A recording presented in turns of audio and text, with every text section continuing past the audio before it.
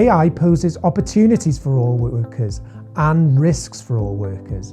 It poses specific, often additional risks for specific groups of workers. When used to manage people, AI can make work more insecure and less well paid. When AI is used to automate tasks, it risks leading to redundancies, especially in the creative industries. TUC Cymru wanted to find out how these risks apply to various groups of workers. Gall gweithwyr yn y grwpiau hyn wynebu risgiau penodol o AI yn y gweithle. Mae hynny oherwydd, yn aml, mae'r gweithwyr hyn eisoes ar gyflog isaf a'r gytundeb ansicr, lle mae AI yn cael ei ddefnyddio i reoli gweithwyr a gweithygu eu telerau ac amodau. Take a look at our new research on AI. Take the issue to your union branch.